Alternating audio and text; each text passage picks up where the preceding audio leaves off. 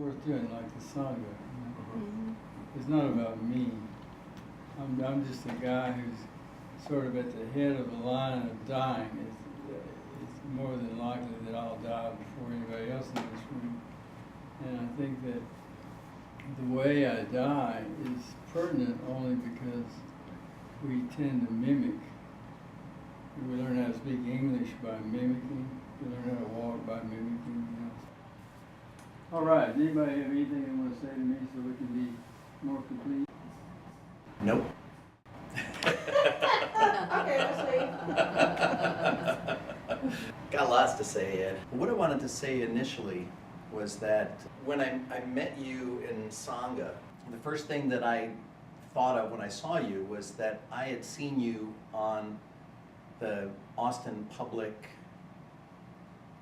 television station, and that I thought that you were a kind of spiritual leader, but you reminded me of the guy that was in San Diego who wanted everybody to get onto the comet that was coming into our view at that time. Did you say a bit of a charlatan? Maybe. And it just took a little while before I understood that I really wanted to know what you had to say about everything that was being taught each week. And then when you asked me to be part of your men's group, I felt this incredible honor. Like somebody who is that spiritual and who I respect, you know, what they think and what they and the learning that they've done so far in their life, to want to bring me in and actually mentor me in some way. Yeah. I felt incredibly honored.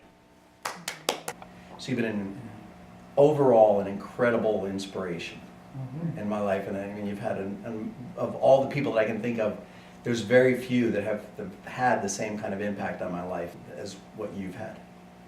So thanks for being at an age and at a level where you could be annoyed at your father, but you would let me be your father to some degree. Yeah. And that makes civilization and community work, you know. You don't have to have your biological father, have an adopted son.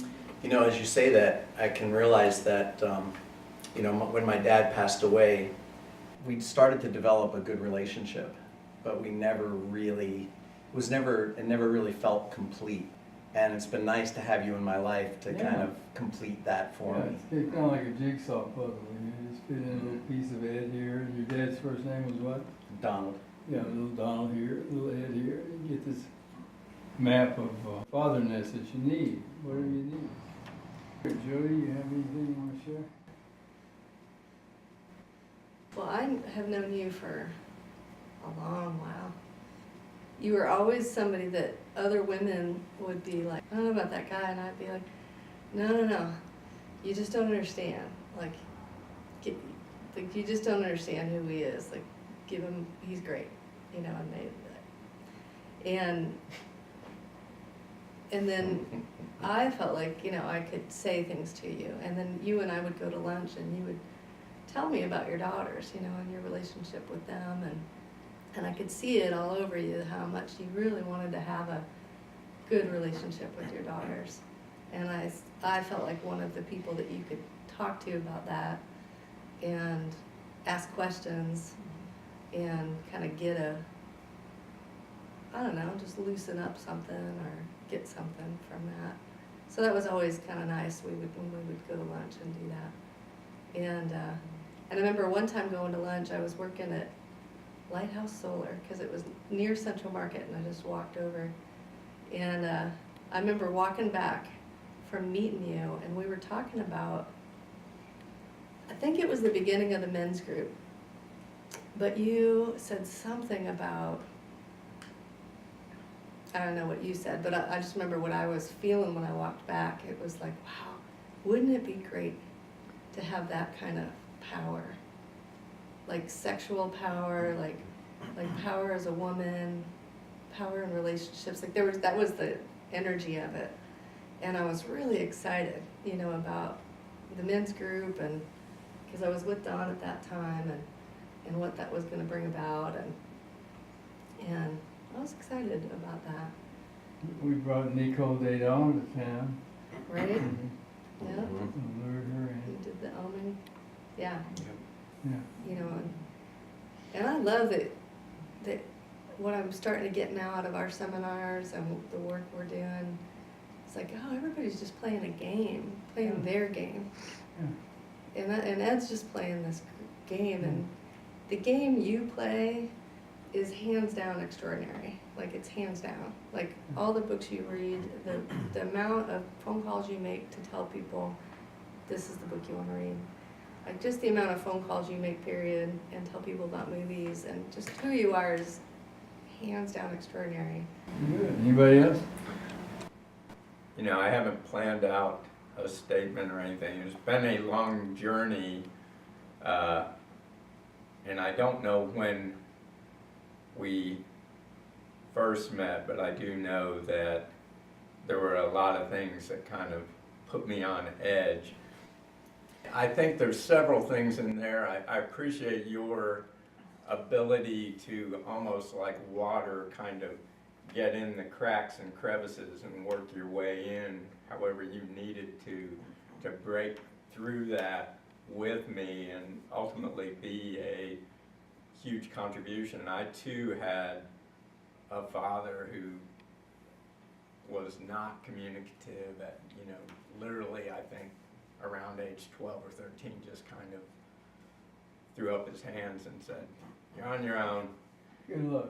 Yeah, and when I would go to him for advice, he'd go, "You'll figure it out," or "You're not going to do what I tell you to do anyway." Smart man. But I find myself a lot of times reflecting on things you've said, and they come up. There's probably at least one that comes up daily, and I've appreciated that a lot of times in my life when I've been stuck, I could reach out to you and you would get me unstuck. It might not be a pleasant process, but I've always appreciated the fact that I came to feel safe and secure in that whatever you said, you were doing it in the spirit of what you thought would be of service to me, not what you thought would make you look best or make me happy or make me like you better or anything like that, what you thought would serve me best, and that might really be pissing me off and making me very angry at you in the short run. Yeah. Yeah.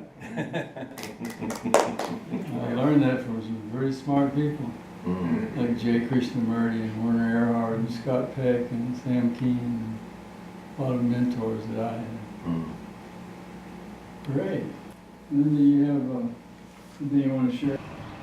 So Ed took care of my cats.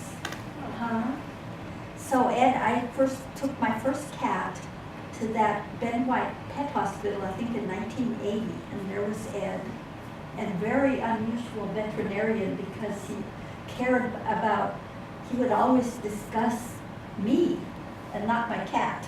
So it was kind of fun to go there. And so that's how I met Ed.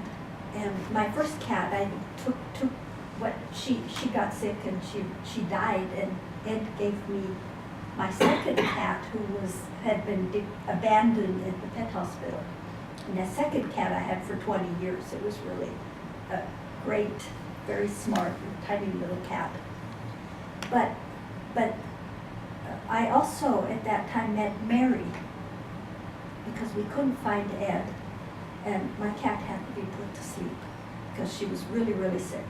And so Mary came, and I met Mary then, and she put my cat to sleep. So that's how I met Mary.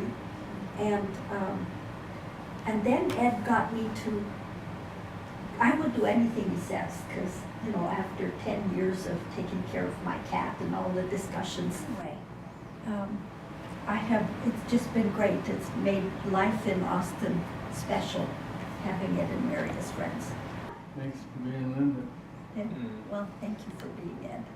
I feel like I came out of southern Louisiana with some desire to be more like Werner Erhard and more like Mahatma Gandhi and more like Martin Luther King and more like Jesus than to be rich and important. eventually I said, I've got to become sympathetic, charismatic, compassionate, kind. And I wasn't kind at all for at least 40 years, from the time I was born until I was at least 40 years old. I was very seldom kind. I couldn't see the payoff in it. I think I brought my cat just when you turned kind. Yeah. That was 1980, so that's 40 years ago.